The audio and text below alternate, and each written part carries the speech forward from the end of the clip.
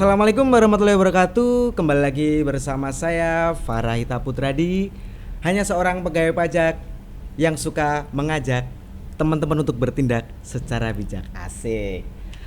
Di sini kita masih dalam acara Ngontens, ngobrol intens. Oke, pastinya nanti kita akan membahas hal yang asik dan menarik tentunya. Nah, apakah itu? Untuk tema kita di podcast pertama hari ini adalah milenial mana bisa punya rumah. Sangat seru bukan? Dari judulnya aja udah mengandung kontroversi ya. Oke, tidak berlama-lama kita langsung mengundang narasumber yang tentunya sangat terpercaya dan sudah ahli dalam bidangnya. Selamat datang kepada Mas Fikri. Mas, terima kasih.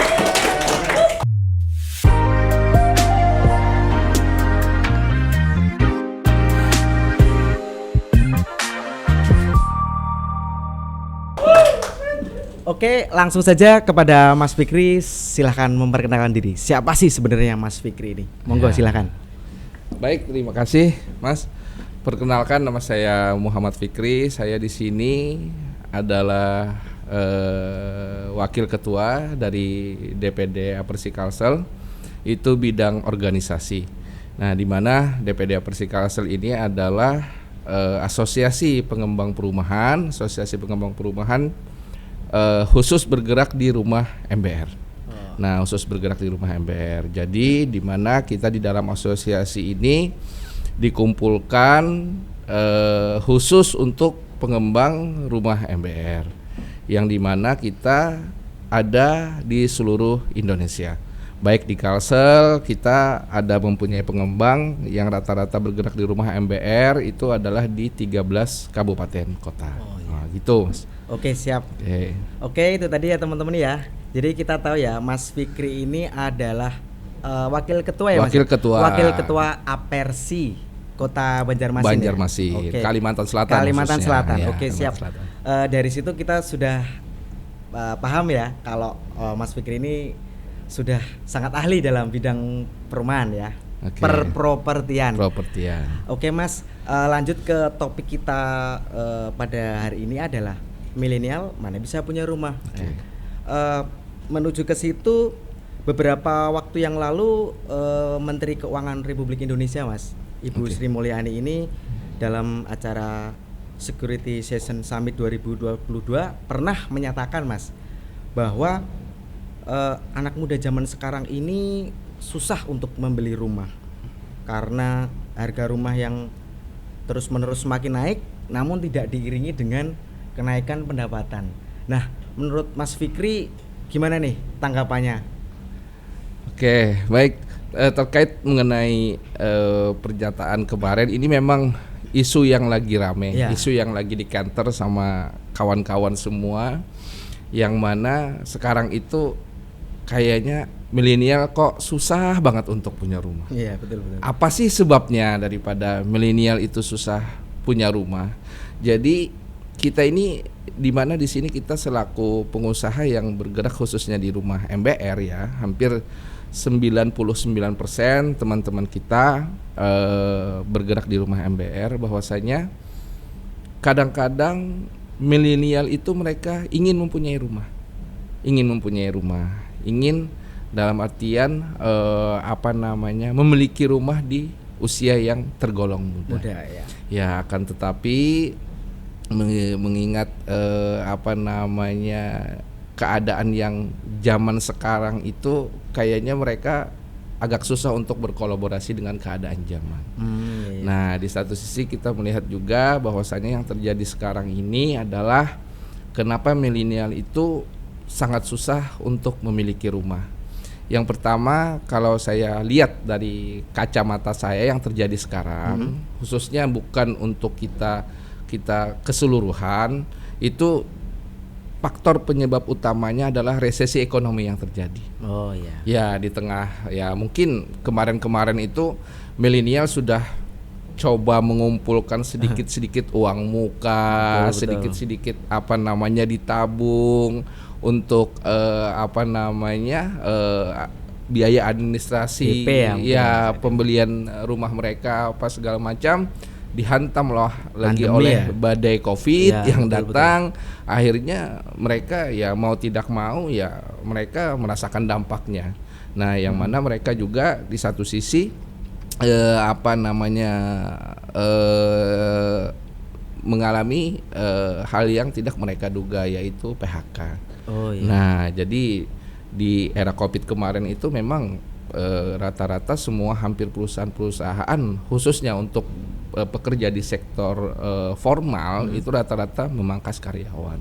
Betul. Nah, jadi mau tidak mau mereka tergerus akhirnya. Nah, itu faktor yang awal yang kami lihat.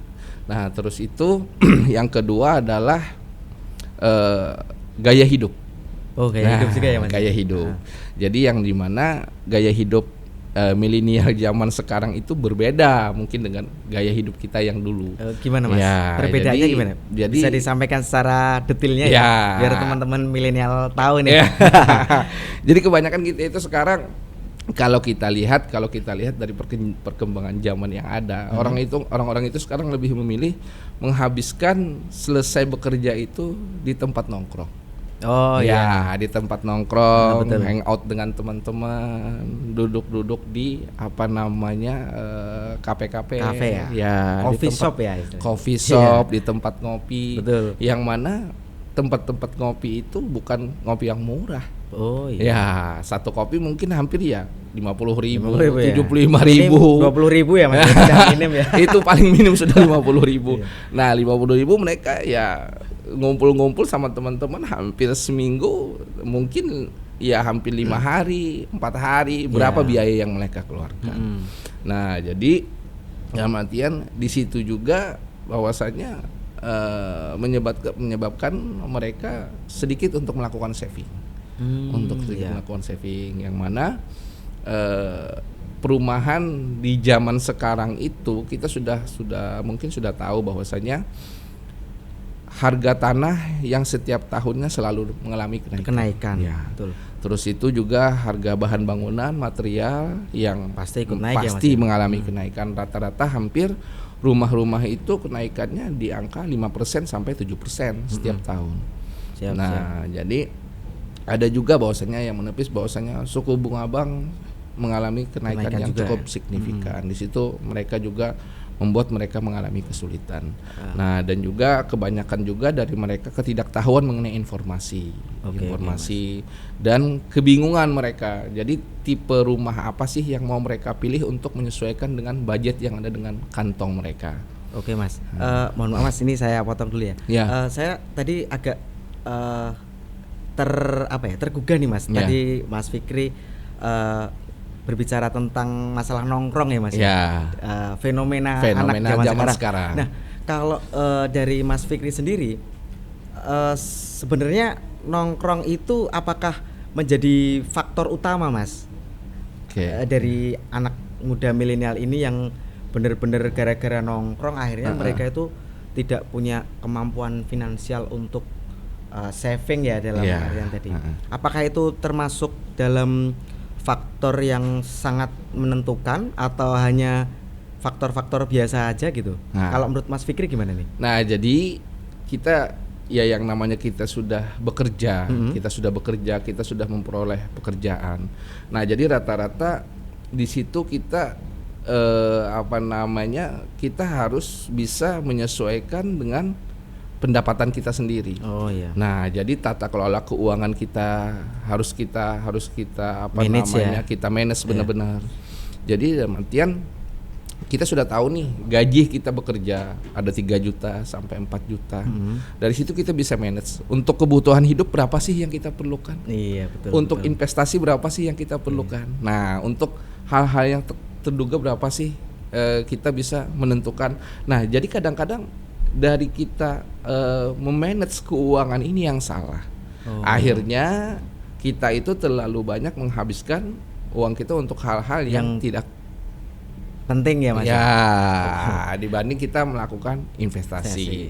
Jadi semestinya kita sudah begitu kita memperoleh pekerjaan, kita mendapatkan pekerjaan, semestinya kita sudah bisa melakukan kontrol terhadap Dari keuangan finansial kita. ya? Iya, finansial terhadap diri kita. Maksudnya Oke. kita itu kan mempunyai target. Anggaplah kita bekerja itu dari umur 25 tahun.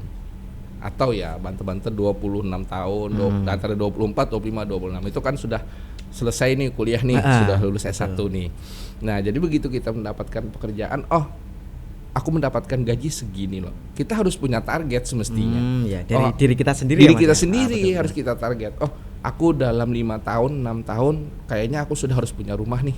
Nggak mungkin dong aku dengan keadaan seperti ini aja. Ya, gini-gini terus. Nah, gini-gini terus ikut numpang dengan orang tua, apalagi kan kalau sampai kita menikah ikut numpang sama mertua kan, Aduh. wah itu hal yang tidak Pondok indah nyaman mertua, ya. sama sekali. Iya, Nah, betul. jadi berawal dari kita memulai pekerjaan, disitulah kita harus memanage keuangan kita. Siap, Jadi Mas. berapa yang kita bisa alokasikan untuk investasi di perumahan. Oke. Dan sekarang perumahan kok apalagi khususnya kita di Kalsel ya. Kita di Kalsel ini rumah itu sangat murah loh sekarang. Oh, malah justru murah ya? Mas? Justru murah. Lebih mahal beli iPhone 13 loh daripada beli rumah.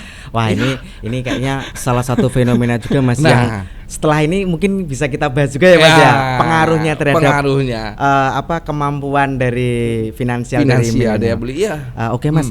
Sebelum kita menginjak lebih jauh, Mas, ini kayaknya kita garing, Mas, di sini, Mas. Boleh. Nggak harus cari yang basah-basah nih. Boleh. Buat tenggorokan nih. Iya. Teman-teman. Kopi minumannya mana nih? Mas Fikri mau teh apa kopi, Mas? Kopi aja. Ya. Teman-teman, sirup ya? Ya. Kopi ya? Iya, kopi. Kopi. Mana nih? Udah dibikinin? Wah, ini. Ternyata Sudah ada. instan, Mas. ini. Ini seperti anak muda zaman sekarang, Mas. Ah. Pengennya yang instan. Yang instan. Ya. Oke. Makasih Bang Oji. Silakan Mas Fikri. Siap. Sambil diseruput kopinya. Ya. Seruput dulu ya kan. Panas. Enggak ya, Mas ya? Aman ya? Ya, aman. Oke. Kita lanjut lagi, Mas. Oke. Biar tambah seru ya obrolan kita ya, teman-teman ya. Tadi Mas Fikri sempat menyinggung masalah iPhone 13. Wah, ini juga salah satu pengaruh juga ya, Mas ya. Oke. Nah, ini sekarang kita nggak bisa mengelakkan ya, Mas Ya. Yang mana pasti anak milenial itu lebih mengedepankan tren ya. Ya, lebih Wah, rasanya kalau pakai yang ada bubanya gitu kan. Ya. Wah, keren. Ya. Nah, ini kira-kira kalau seperti ini terus kedepannya bakal gimana nih, Mas? Milenial nih susah juga ya. Susah juga. Nah, ini tapi Ya. kalau dari Mas Fikri sendiri gimana ini? Ya, kalau yang namanya kita ini hidup kan kalau ya kita seorang pekerja, apalagi kita masih fresh, masih muda. Nah, jadi memang hal-hal konsumtif, saya anggap itu konsumtif. Ya, betul. Untuk mengikuti tren perkembangan zaman di masa sekarang itu tidak ada habisnya. Ya, apalagi Setuju, ya Mas. apalagi yang namanya teknologi itu selalu update. Apalagi yang namanya kita dalam artian fasilitas kayak mobil dan lain-lainnya itu setiap tahun itu update. Betul. Ya, selalu update, menciptakan yang baru, mengeluarkan yang baru, segala sesuatu yang baru dengan teknologi yang terbaru. Betul. Kalau kita selalu menggunakan dana kita untuk mengikuti hal tersebut, itu tidak akan pernah ada ujungnya. Wah, betul sekali, Mas. Tidak akan Setuju, pernah ya. ada ujungnya dan tidak akan pernah habisnya. Habis ya. Jadi dalam artian makanya tadi saya nyatakan bahwasannya harga rumah sekarang itu lebih mahalan beli iPhone loh daripada beli rumah. Betul ya, Mas. Ya. Kenapa? Kita tahu sendiri sekarang, khususnya untuk di wilayah Kalimantan Selatan, itu rumah, properti, apalagi rumah subsidi ya, yang program pemerintah 1 juta rumah, itu teman-teman itu ada yang memberikan banyak program gratis. Untuk seluruh masyarakat. Untuk seluruh lapisan. masyarakat, lapisan Ya. masyarakat. Oke. Nah, jadi teman-teman itu menawarkan ada yang rumah itu hanya cukup 1 juta sudah bisa memiliki rumah. Itu dalam artian 1 juta itu angsuran tiap bulan atau untuk DP-nya, Mas? DP-nya. Oh, DP-nya. Sangat ringan sekali. Sangat kan. ringan, ya. Nah, sementara ini uang muka yang ditetapkan oleh Kementerian PUPR, Kementerian Tapera itu rata-rata 5%. 5% dari harga sekarang itu 164 juta, itu sekitar 9 juta. Itu untuk perumahan subsidi. Ya, Mas, ya? Nah, jadi teman-teman ini memberikan kemudahan dengan memberikan diskon. Cukup bayar 1 juta sudah punya rumah, 8 jutanya didiskon loh. Itu mendorong untuk agar supaya semua sektor, semua kalangan bisa mempunyai rumah di usia muda. Bisa mempunyai daya beli. Nah, bisa mempunyai daya beli. Ini saya jadi ingat, Mas. Mohon maaf, Mas. Ini saya mau tanya. Untuk kan perumahan subsidi itu kan di berbagai daerah itu kan punya ketentuan masing-masing ya, daerah. Dari sisi luas tanahnya mungkin. Ya, benar. Kalau nggak salah saya cek di Banjarbaru itu mereka perumahan subsidi tapi luas tanahnya bisa sampai 140 meter sekarang. 140 ya. Itu dibagi-bagi berbeda-beda itu menurut apa ya, Mas ya? Nah, jadi rumah subsidi, baik rumah subsidi, baik rumah komersil yang kita bangun, perumahan yang kita bangun, itu semua ketentuan mengikuti perda yang ada. Perda yang ada masing-masing kabupaten kota. Kalau Banjarmasin beda lagi. Banjarmasin khusus rumah subsidi itu 72 meter persegi. Maksimal. Paling gitu kecil ya, teman-teman ya. Jadi beda antar daerah itu ada perdanya sendiri-sendiri. Betul. Kalau ya, Barito Kuala itu 150 meter persegi. Oh, lebih gede lagi lebih ya, Mas. Lebih gede lagi. Banjarbaru 140. Kabupaten Banjar khususnya Martapura, daerah Ayani, Manarap, Kertak Hanyar apa semuanya itu 100 meter persegi. 100 meter. Iya. Padahal sama-sama beda ya, Mas ya. Banjar ya, Kabupaten Banjar. Kabupaten Banjar. Oh iya. Nah, jadi dalam artian kita selaku pelaku usaha yang bergerak di bidang properti, apabila kita ingin berinvestasi di daerah tersebut ya kita harus mengikuti perda yang ada, aturan yang ada. Betul sekali. Nah, jadi banyak pilihan nih, teman-teman. Ya. Jadi menurut saya sih kalau uang 1 juta itu bagi teman-teman milenial sih harusnya nggak berat ya. Apalagi kita punya banyak pilihan nih. Ada yang kalau mungkin orang yang tinggal di daerah Banjar dan sekitarnya mungkin kalau pengen yang subsidi tapi luas tanahnya lebih besar mungkin bisa cari di daerah Kabupaten Banjar atau Banjarbaru.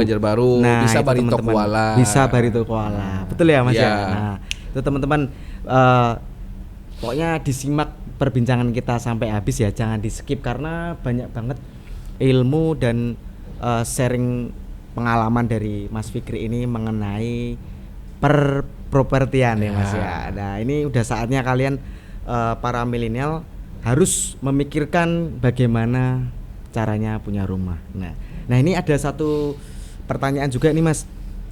Kalau menurut Mas Fikri, sebenarnya para milenial ini apakah wajib sih, Mas, mempunyai rumah itu? Apakah suatu kewajiban atau bagaimana? Kalau dilihat dari kondisi sekarang ya, Mas ya. Kalau menurut Mas Fikri kategorinya itu udah kewajib belum, Mas? Mengingat ya kita tahu ya, Mas ya, kita semakin sulit, semakin teman-teman ini semakin lebih mengutamakan kebutuhan tersier ya kalau boleh dibilang ya. Ini gimana, Mas, kalau dari sudut pandang Mas Fikri? Nah, jadi yang namanya perumahan, kita itu berkaitan dengan kehidupan yang akan datang. Nah, betul. Yang namanya kita manusia, bahwasanya kita sudah menjalani sandang, pangan, papan. Nah, papan ini termasuk dalam perumahan. Nah, di mana perumahan ini memang menjadi kewajiban untuk kita ke depannya. Nah, kenapa kita harus saya itu selalu berpikir bahwasanya kalau kita mempunyai kesempatan untuk membeli, untuk investasi, lebih baik investasi itu di masa sekarang daripada kita harus menunggu yang akan datang. Nah, selama ini kita sudah mengetahui bahwasanya ini khusus untuk Kota Banjarmasin ya. Kota Banjarmasin itu lahannya sekarang itu sudah mengecil. Lahan sudah sempit untuk kawasan perumahan. Yang dimana harga tanah di Banjarmasin ini khususnya tergolong sudah sangat mahal. Sudah sangat mahal. Sudah mahal, sudah lumayan mahal di Banjarmasin ini. Nah, hampir-hampir di Banjarmasin ini hanya sebagian wilayah yang bisa dibangun rumah subsidi. Oh, subsidi nih Mas. Iya, subsidi. Oh, oke. Selebihnya dibangun rumah komersil semuanya, Siap. lantaran harga tanah yang Mahal. mahal. Nah, sementara ini untuk mencegah daripada backlognya perumahan, khususnya kita di Kalsel, wilayah Barito Kuala seperti Handil Bakti, wilayah Kabupaten Banjar seperti daerah Kertakhanyar, Gambut, itu menjadi penopang. Menjadi penopang untuk hunian. Yang menjadi masih penopang luas ya. Yang masih luas untuk hunian. Nah, jadi apabila kita terlena menggampangkan bahwasanya nanti aja belakangan aja, gampang lah, masih banyak lah, itu lama-lama kita itu tergerus loh. Oh iya. Semakin lama habis juga ya Mas ya. Semakin lama kita membeli rumah, berniat untuk menginvestasikan rumah, itu lama-lama kita semakin jauh. Tidak ada lagi kita dekat dengan pusat kota. Nah, tidak ada lagi dekat dengan pusat dari kota. Sisi itunya ya Mas. Nah, jadi kita semakin tahun lahan-lahan yang di pusat kota itu habis. Bahkan betul. Semakin jauh. Nah, semakin kita jauh membeli rumah daripada tempat kerja, kos pengeluaran yang kita perlukan untuk kebutuhan sehari-hari kita semakin mahal. Semakin mahal. Ya. Lantaran dari segi transportasi. Betul Mas. Nah, BBM yang kita konsumsi berapa sih? Biasanya kita kan bekerja di pusat kota. Anggaplah kita bekerja di Banjarmasin.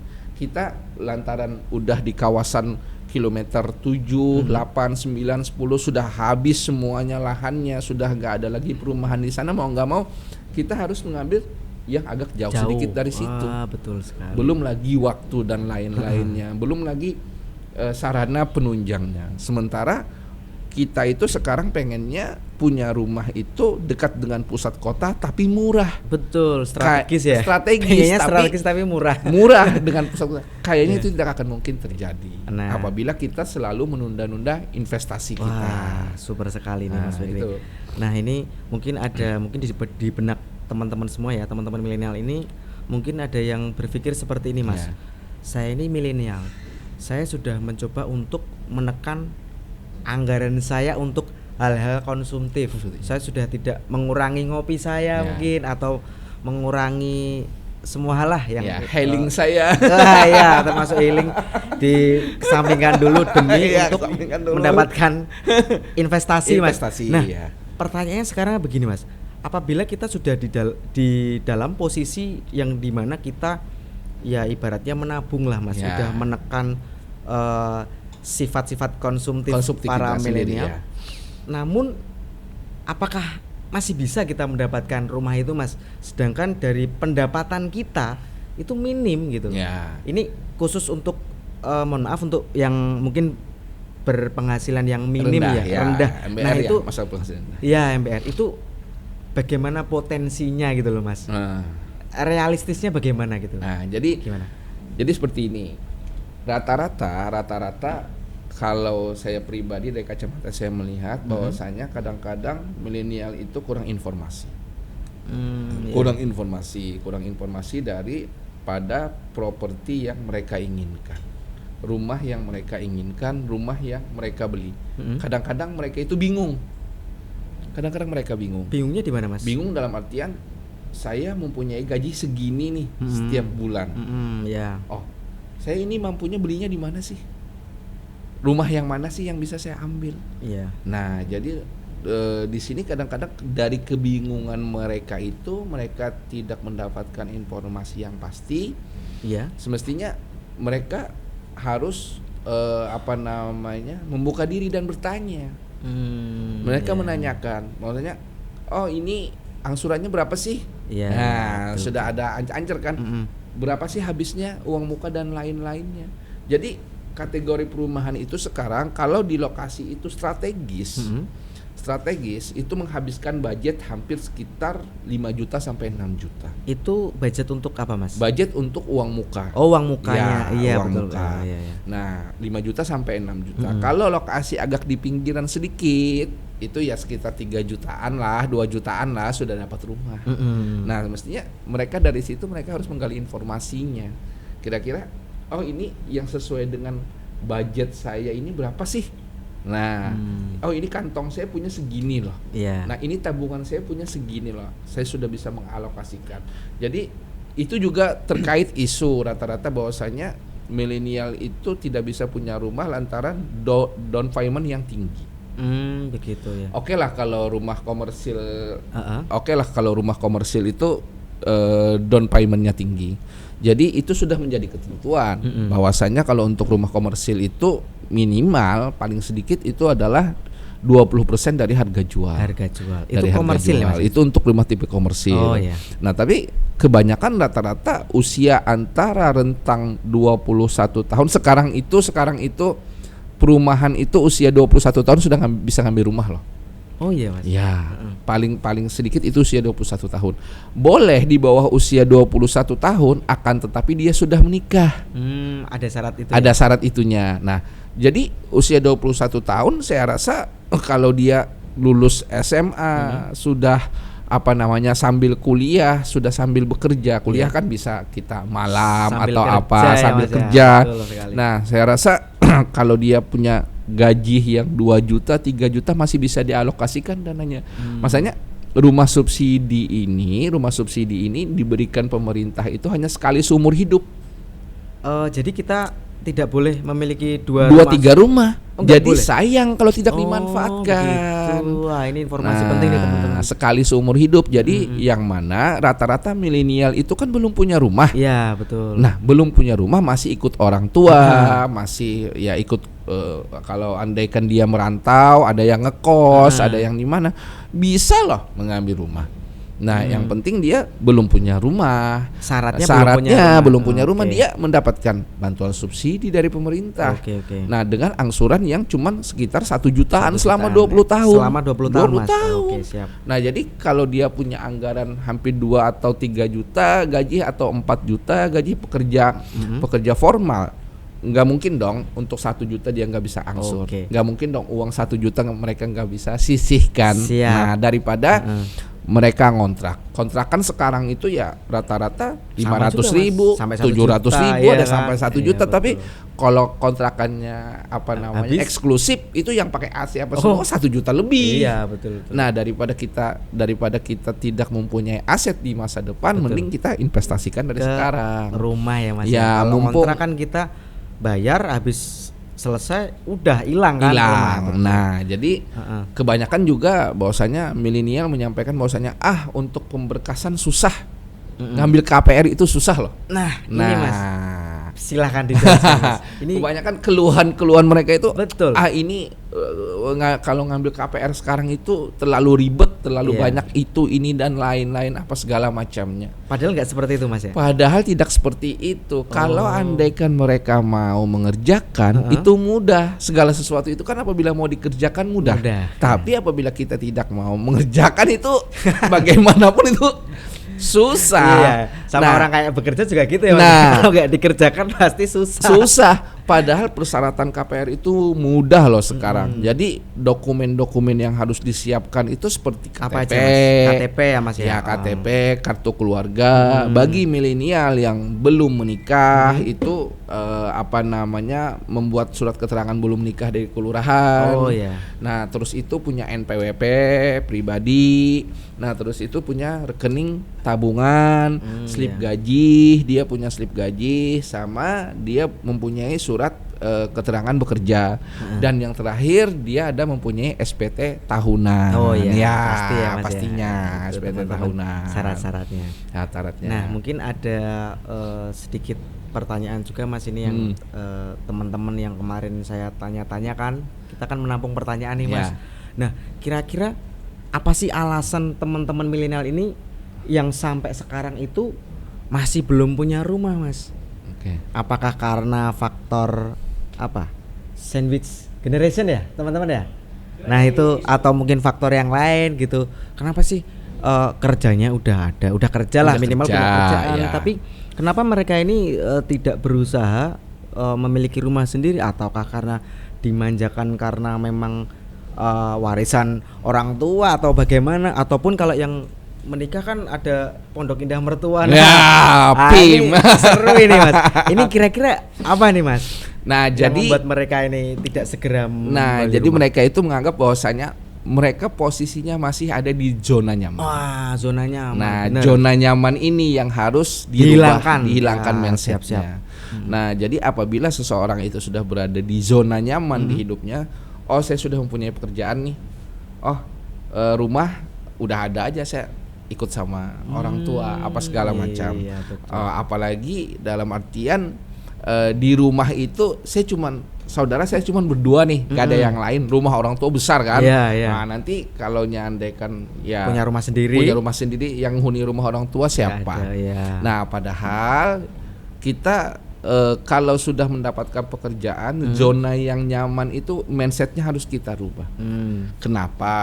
Kenapa harus kita rubah? Di usia produktif kita, di usia yang masih kita lagi semangatnya, disitulah semestinya kita berpikir logis yang ke depan menciptakan investasi yang seperti apa.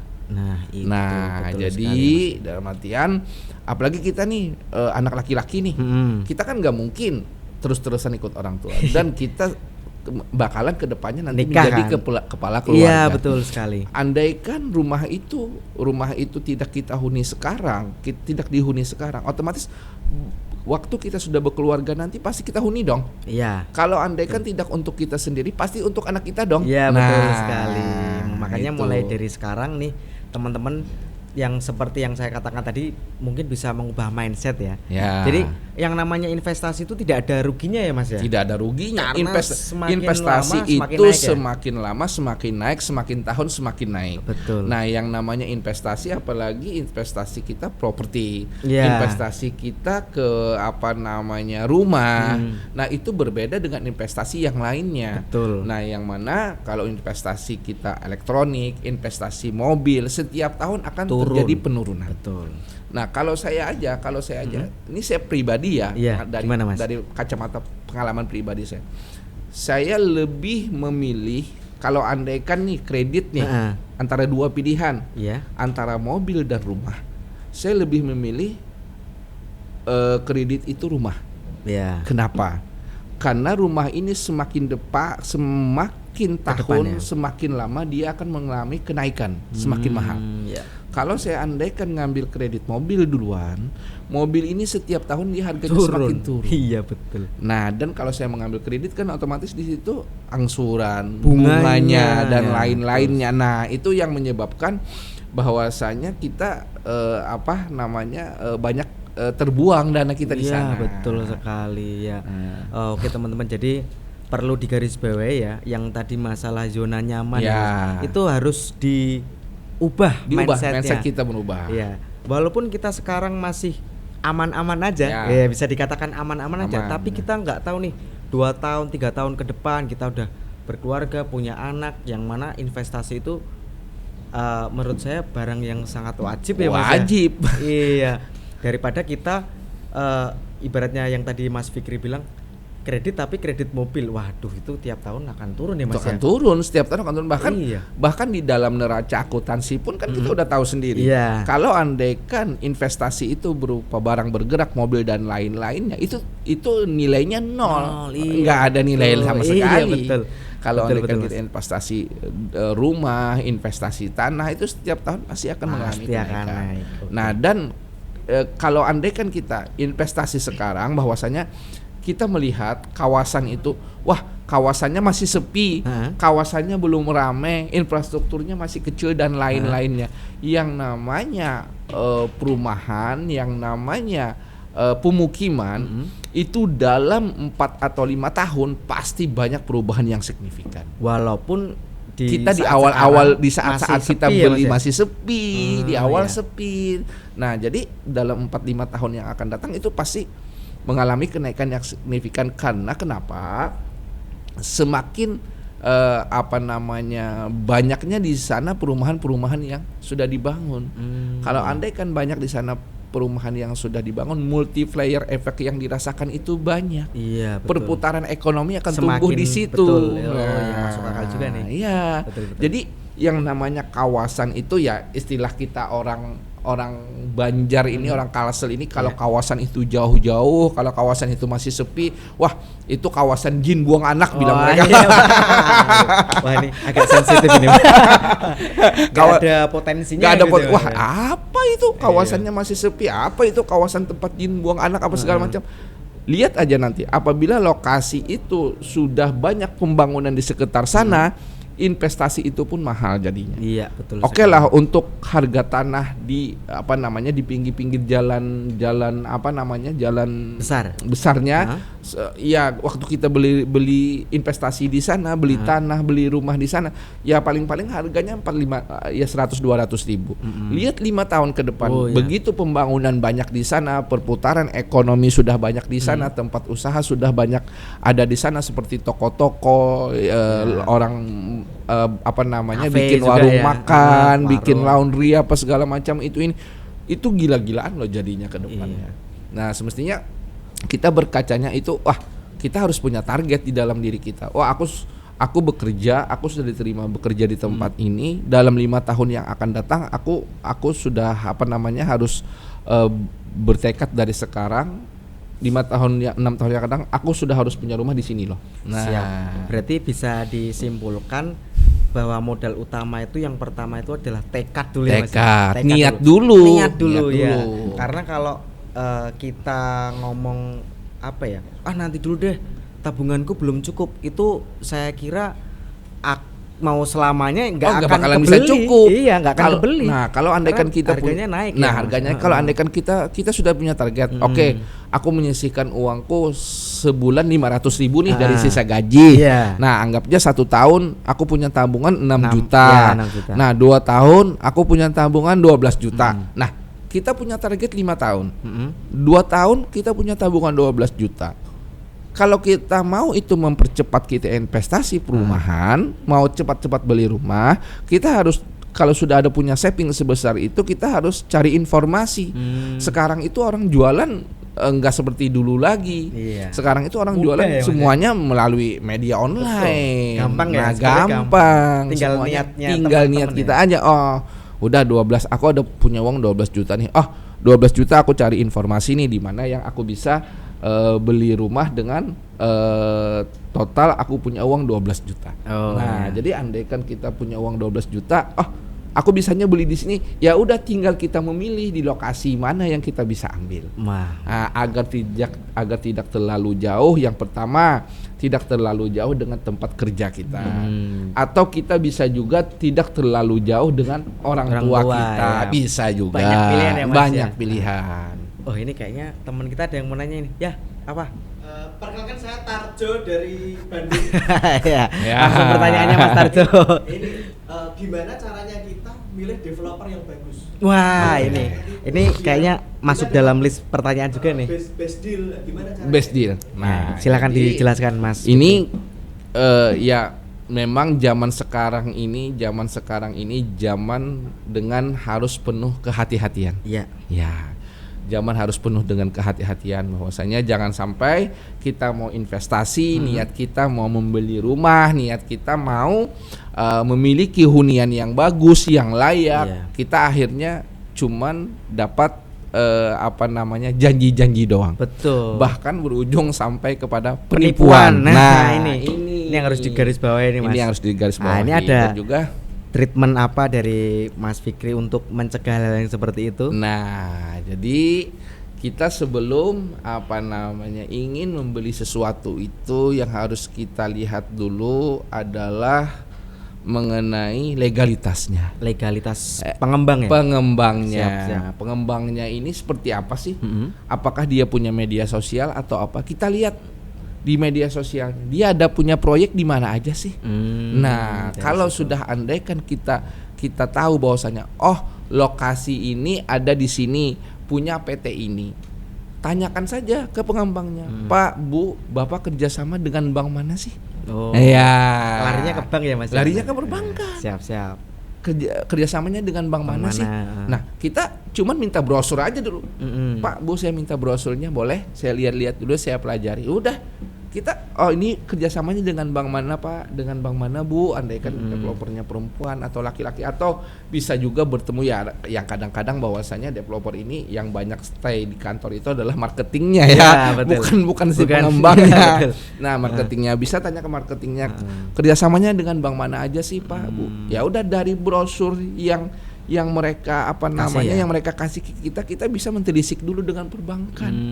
Andaikan dia bilang kerjasamanya dengan Bank BTN atau Bank Kalsel atau BNI apa, kita tinggal datang ke Bank BNI. Pak, Bu, saya dapat brosur ini dari developer ini, PT ini, lokasinya di sini.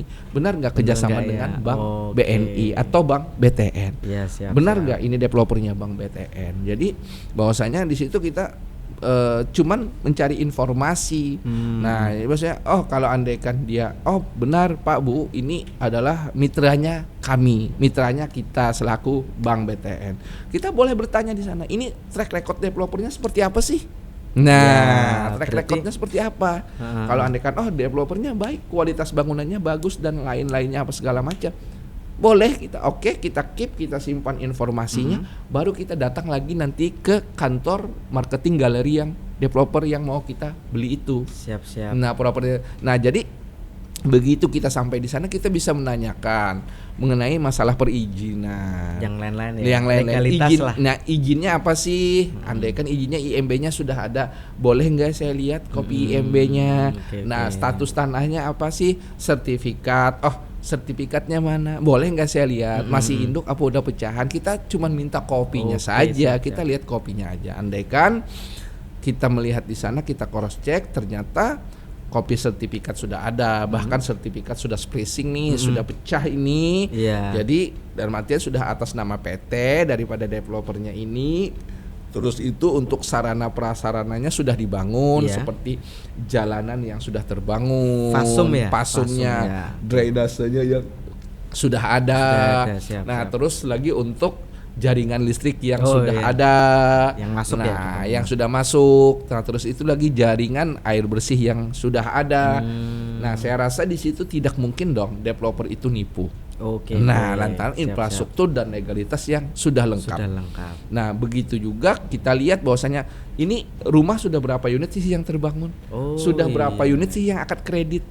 Itu lebih meyakinkan lagi untuk kita. Nah, jadi kepada kawan-kawan milenial yang mau investasi mengenai masalah properti, harus benar-benar dilihat seperti apa kualitas pengembangnya. Siap. Nah, jadi jangan sampai bahwasanya kita itu hanya sekedar kasih uang mau beli rumah, tapi kawasan itu belum jadi apa-apa, masih berupa lahan kosong, yang dijual cuman master plan sama brosur. Belum ada rumah contoh yang dibangun, belum ada infrastruktur yang sudah jadi. Nah, lebih baik kita itu bersabar sedikit. Kalau andaikan mau beli di lokasi itu, andaikan mau beli rumah di lokasi itu, kita lebih baik bersabar sedikit dalam artian kita melihat seperti apa perkembangannya. Kira-kira itu. Kita coba tanyakan lagi ke Mas Tarjo ya. Gimana? Udah jelas belum tadi penjelasan dari Mas Fikri? Jelas banget. Cukup membuka mata. Membutakan hati. Salah ngomong. Sambil minum Mas. salah ngomong. Iya, biar gak salah ngomong, seruput dulu biar gak keserimpet nih. Tapi yang bikin saya penasaran, ketika Mas Fikri udah bisa jelasin kayak gitu tadi, berarti harusnya pernah denger dong dulu ada kasus penipuan atau apa. Itu pasti ada ya Mas ya? Buat pelajaran kita. Bukan pasti ada, hampir banyak. Nah ini Mas. Nah jadi dalam artian seru nih kayaknya ini udah merembet ke kasus-kasus gimana cara milenial untuk menghindari ya. Jadi kasus penipuan perumahan itu rata-rata di tempat tapi kita di Banjarmasin ini jarang ada ya. Di Banjarmasin khususnya jarang ada ya, di Kalsel jarang ada. Ya alhamdulillah sih teman-teman di Kalsel ini pengembangnya pada kooperatif semua. Alhamdulillah. Ya alhamdulillah mereka benar-benar membangun apa semuanya. Mungkin di daerah luar itu banyak kita menemukan bahwasanya banyak terjadi penipuan investasi properti bodong. Iya. Nah, investasi Biasanya gimana, properti Mas? bodong. Nah, Kalau jadi bodong? investasi properti bodong ini banyak yang pengembangnya ini bermasalah, permasalahannya itu dengan pemilik lahan.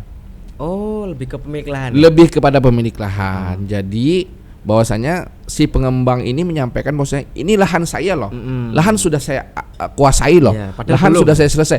Padahal kepada si pemilik lahannya ini belum ada pembayaran sama sekali. Baru yang dibayar tanda jadi atau cuma sekedar DP, udah dipasarin apa semuanya. Iya, udah di-share apa semuanya. Jadi di situ si pengembang ini berani sudah menerima uang tanda jadi atau uang muka dari si para calon konsumen, para calon debitur, pembeli, para calon pembeli. Nah, jadi di sini banyak yang terjadi konflik. Nah, di sini banyak yang terjadi konflik di mana bahwasanya lahan ini belum lunas dengan si pemilik lahan sudah dijual terlebih dahulu, yang mana uang muka, uang sudah panjar diterima, yang sudah diterima oleh si pengembang ini tidak dibayarkan kepada pemilik lahan. Di situ mereka mengharapkan murni pembiayaan daripada perbankan. Sekarang rata-rata kan kalau sekarang itu rata-rata udah ada punya uang 300-400 juta dikasih panjar dulu nih sepemilik lahan. DP dulu ya. DP dulu. Nanti kita buat perjanjian, Pak, Bu, kita buat perjanjian di notaris. Begitu nanti perjanjian sudah selesai, sertifikat nanti dibalik ke atas nama PT saya. Pengembangnya ya. Ke pengembangnya. Kalau sudah sertifikat balik nama, nanti saya ajukan nanti ke bank untuk pinjaman modal kerja. Seperti itu. Nah, itu historinya. Andai kan pinjaman itu disetujui, yang punya lahan terselamatkan. Andai kan pinjaman tidak disetujui, mau gimana? Susah juga. Ini yang jadi masalah. Yang jadi masalah di situ. Nah, kebanyakan itu adalah pengembang yang setengah hati. Saya bilang menyampaikan pengembang yang setengah hati. Tanggung ya. Pengembang yang dalam tanda kutip. Nah, kenapa? Itu kebanyakan adalah pemain, kebanyakan adalah mafia. Berarti memang baik dari mafia tanah dan apa segala macam. Niatnya memang udah buruk ya. Niatnya memang sudah seperti itu. Jadi kalau kita memang benar-benar murni pengen jadi pengembang, kita sudah mempelajari dong ilmunya seperti apa. Iya, betul. Jangan bahwasanya kita mengerjakan sesuatu itu hanya dengan ilmu coba-coba. Nah, ini semestinya kita mempelajari dulu ilmunya seperti apa, konsepnya seperti apa, terus SDM yang kita punya bagaimana. Kalau ada permasalahan, planning kita ABC seperti apa untuk menginventarisir permasalahan tersebut. Dan yang harus kita perlu perhatikan adalah dana pihak ketiga yang kita pakai bagaimana untuk cepat pengembaliannya. Kadang-kadang orang itu bekerja dulu, ilmunya belakangan. Nah, ini yang jadi masalah kebanyakan. Nah, makanya terjadi kasus penipuan itu, investasi perumahan itu dengan adanya hal seperti itu. Jadi si konsumen ini, si pembeli ini sudah ngasih uang pendaftaran, walking coupling, ada yang sudah ngasih uang muka berapa persen. Mereka mengiming-imingi kalau andaikan sudah bapak ibu ngasih uang muka full, baru rumahnya kami bangunkan. Ternyata pernah dengar sih saya kasus seperti itu. Ternyata sudah dikasih uang muka full, sudah dikasih. Ada yang uang muka 50%, ternyata uangnya dibawa lari. Enggak dibangun-bangun, dibawa lari. Lahannya pun masih lahan si pemilik yang dulu. Makanya tadi di awal saya sampaikan bahwasanya kalau ingin membeli rumah, tanyakan dulu sih dia legalitasnya seperti apa. Siap. Seperti treatment tadi. Wajar dong kita pembeli kita harus tahu ini aman enggak nih barang yang kita beli ini. Nah, sama halnya kan kita mau mau beli sesuatu, contoh enggak usah jauh-jauh, kita mau beli motor, kita mau beli mobil. Andai kan kita mau beli motor, ini kendaraannya tahun berapa sih? BPKB-nya mana? STNK-nya mana? Sesuai tidak nomor-nomornya dengan nomor mesinnya dan lain-lainnya. Wajar dong kita cross check semuanya. Jangan beli kucing dalam karung ya, Mas. Jadi kita jangan tergiur investasi itu murah. Nah, jangan tergiur investasi itu murah. Jadi bahwasanya kita harus melihat lagi seperti apa yang mau kita investasikan itu. Harus dipastikan.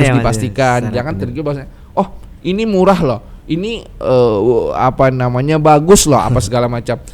Contoh nggak usah jauh-jauh, andaikan lokasi itu lokasi yang strategis, lokasi yang bagusnya luar biasa, dia jual harga investasi itu di Murah. bawah harga pasar. Wah, ini Itu dalam tanda kutip dong. betul. Bisa jadi ini penipuan ya. Nah, harus kita waspada. Harus ya, kita teman-teman. waspada. Jadi Oke. kita itu apa namanya meminta informasi sambil kita mempelajari, baru kita eksekusi. Siap, Nah. siap. Super sekali teman-teman ya. Udah jelas ya tadi ya yang disampaikan oleh Mas Fikri.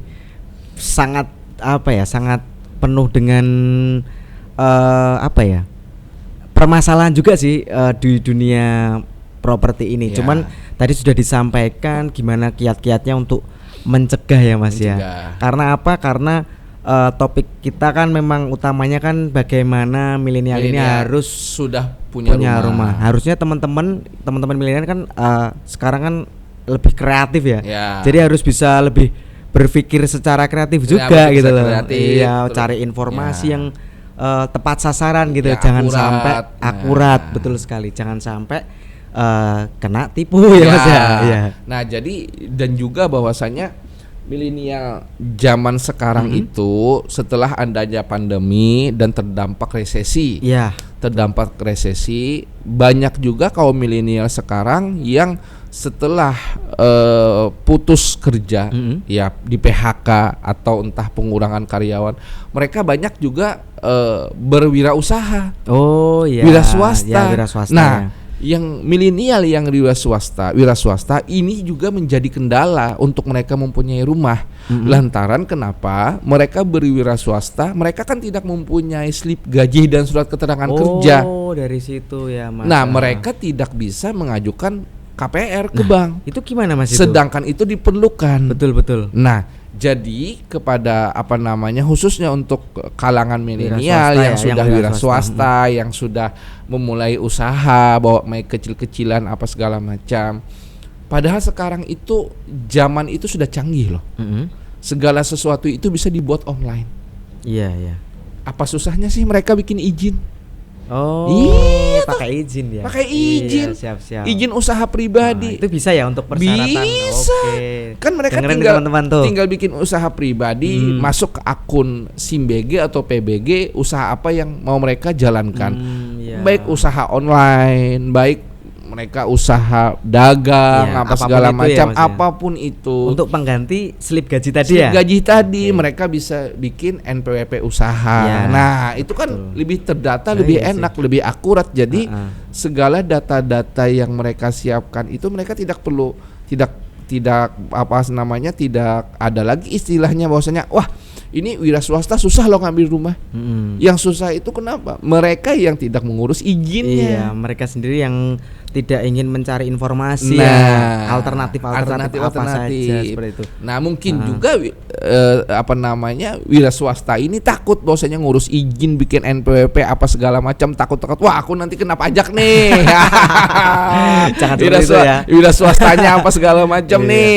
Padahal kita tinggal minta informasi. Iya, Nah, betul. ini saya jualan online loh. Saya mau bikin NPWP loh apa segala macam. Betul, Mas. Ini modalnya segini loh. Ini saya dapat untung segini. Saya jalankan sendiri. Kira-kira berapa sih kewajiban yang harus saya bayarkan? Kan sebagai warga negara yang baik harus Betul sekali, seperti itu. Nah, itu kebanyakan pegawai informal itu mereka tidak memahami seperti itu. Padahal andaikan mereka mau bertanya, andaikan mau mereka Mencari melakukan, informasi ya. lelah sedikit lah, Iya, tapi iya. mendapatkan hasil yang Maksimal. memuaskan. Ya, siap. Nah, berarti kalau saya petik dari apa yang disampaikan Mas Fikri tadi, kita sebagai milenial itu harus kreatif. Ya. Karena dari kreativitas itu kita bisa mencari informasi yang banyak di luar sana. Kalau kita nggak kreatif, kita akan seperti katak dalam tempurung kalau. Ya. Yes. Oke, nggak terasa ya waktu sudah berlalu. Bincang-bincang seru kita kali ini, Mas. Mungkin sebagai pesan penutup kepada milenial di luar sana, Oke. mungkin bisa disampaikan Mas Fikri. Oke. Oke. Ya, pesan ya ini bukan pesan penutup sih. Oh iya. Mungkin Last but not least. Last but not least. Nah, jadi karena kebetulan saya ini juga pernah mengalami masa milenial. Wah, Ya, usia saya sekarang sudah 37 tahun. masih milenial itu Mas. Masih ya? Seumuran. Saya memulai usaha itu di umur 24 tahun. Oh. Ya, jadi dalam Masih muda artian ya. memulai usaha di 24 tahun. Nah, jadi pesan saya kepada para milenial, kalau andaikan nih kalian sudah mempunyai pekerjaan yang pasti, penghasilan yang pasti, tentukanlah ke depan itu Anda harus seperti apa dan bagaimana dengan merubah cara dan mindset berpikir Anda. Oh, gitu. Wah, super sekali. Tepuk tangan. Oke, terima kasih ya Mas Siap. Fikri ya atas sharing-sharing ilmu dan pengalamannya. Oke. Semoga kita bisa bertemu di lain kesempatan ya Mas. Oke, makasih. Ya, terima kasih Mas. Oke, itu tadi ya teman-teman ya, bincang-bincang seru kita sama Mas Fikri. Semoga teman-teman milenial di sana, dimanapun Anda berada, bisa memetik atau mengambil manfaat dari bincang-bincang seru kita tadi. Oke, ada satu pesan juga dari saya ya, buat teman-teman milenial, sudah bukan zamannya lagi vandal, apalagi brutal. Emang mau jadi begundal. Sekarang milenial harus melek finansial. Karena apa? Ya karena punya rumah itu harus memiliki modal. Dan punya rumah itu tidak sekedar berkhayal. Dan juga bukan sesuatu yang janggal. Karena semua itu masuk akal. Oke. Sampai jumpa lagi di podcast berikutnya. Tentu saja masih bersama saya. Saya Farah Hita Putradi undur diri. Wassalamualaikum warahmatullahi wabarakatuh. Tetap pantengin terus konten Ngobrol Intens. Bye.